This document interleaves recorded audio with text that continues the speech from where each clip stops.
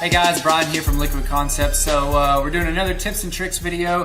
Thought we'd shoot one on doing a whole shotgun. So we've done a couple of videos on like shotgun receivers, shotgun stocks, barrels, things like that. So kind of wanted to do another one on rolling an actual shotgun receiver. And so kind of show you a few tips and tricks and things like that, and then that way you have a pretty good understanding of what you need to do if you have a shotgun receiver getting coated in the hydrographics, whether it be a camouflage, a carbon fiber, a wood grain, whatever pattern. This should work with the way that we do it. And so there's a couple of different ways. We've already got our shotgun already taped off. We got it taped off on the inside here, so that way essentially we only have just the outside coated. And so what we're going to do here is we're actually going to roll this. And so we're going to use a little bit more film because we're going to go all the way in, like from here to here. So again, we're pretty much just wasting this much right here, but it does make something good to hold on to. And then of course we can just hold our finger in the back and then come in, roll it, we're good to go. It also makes more sense because right in here, this is only going to be the only line that the customer will ever see. So it's going to look pretty much seamless. And so whenever they have the gun, they're up shooting it, everything like that, everything is going to look seamless. We might have a few little minor touch-ups in these areas right here because they may trap air. Not really a big deal. And so we'll go ahead and get started and kind of go over a few things. So we got our camouflage pattern already here.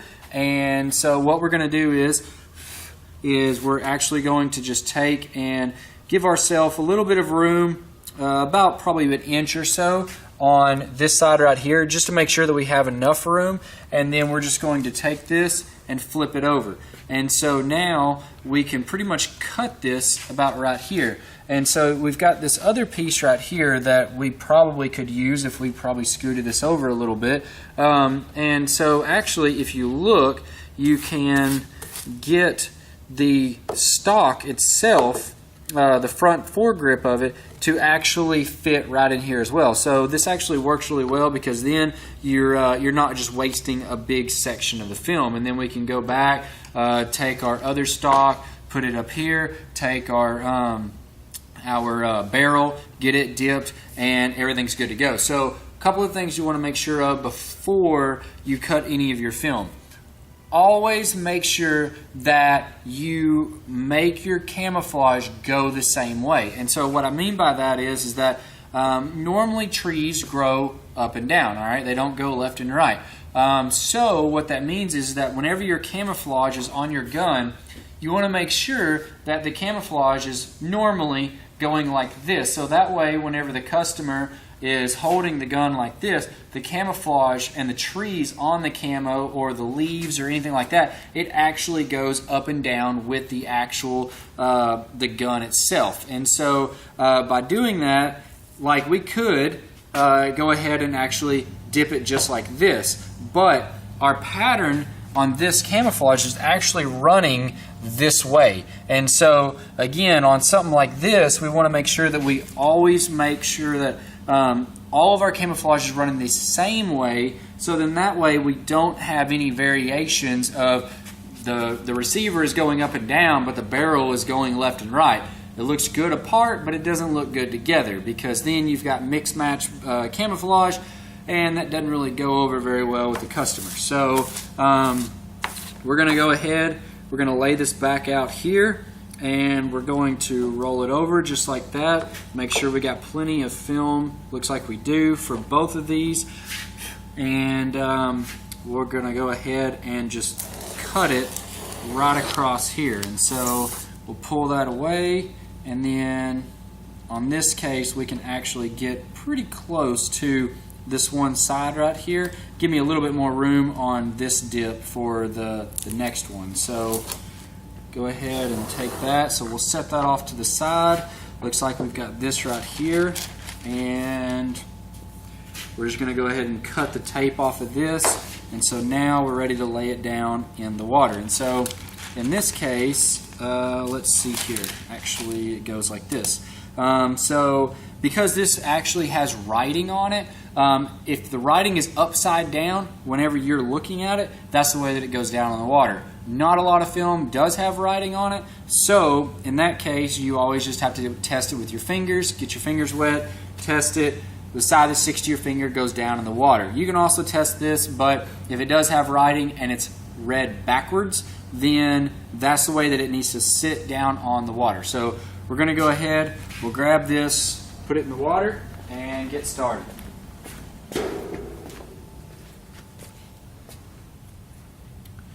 Alright, so we got that. We'll start our timer. Go ahead and pull this in and get this bunched in there, just like that. And just like that. So I left a little bit of room. It's not going to hurt us any, but we're going to go ahead and close that gap just a little bit, pull that in a little bit, and then that way we don't have hardly any stretch in the pattern. So grab some gloves on, and then we will get started.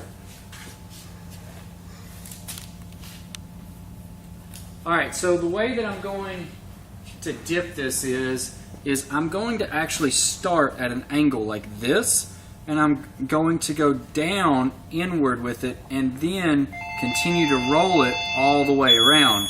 And so once we do that, so we got 60 seconds on the clock, I'll kind of go ahead and get this started, and then we'll get all of that going.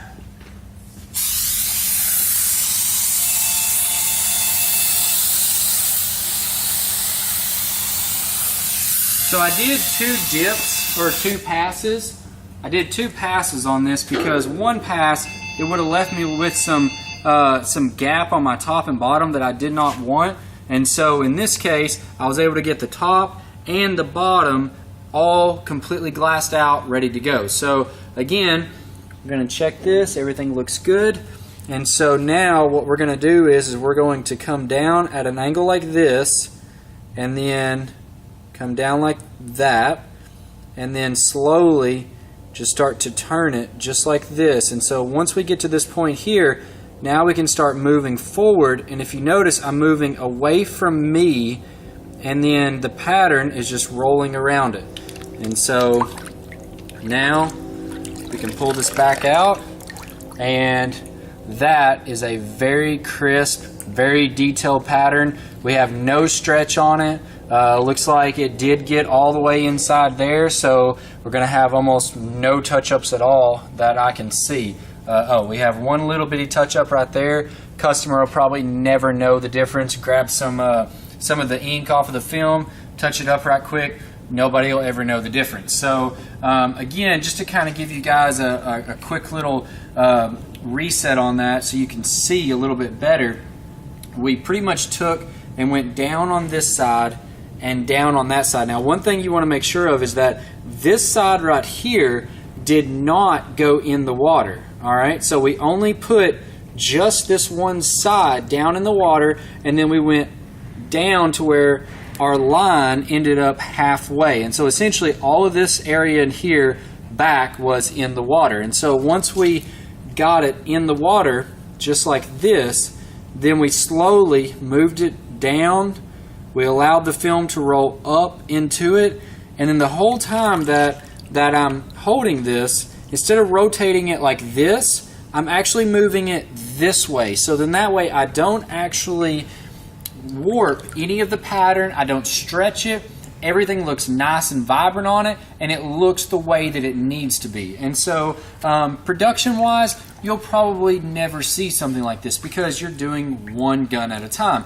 They're doing hundreds of guns at a time. So essentially with them, they're going to take and go all the way down just like this, and then come back up, and there you go.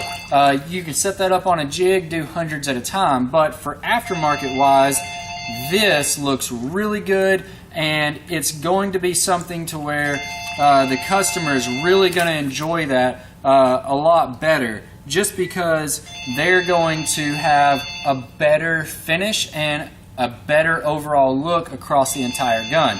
So Whenever you go to dip your shotgun receiver, definitely want to keep that in mind on rolling it because of those simple facts. Now again, you could take that, you could go down just like that, dip it, and it'll still work just fine. Not saying it won't, but inevitably it's going to stretch upwards versus rolling it like that.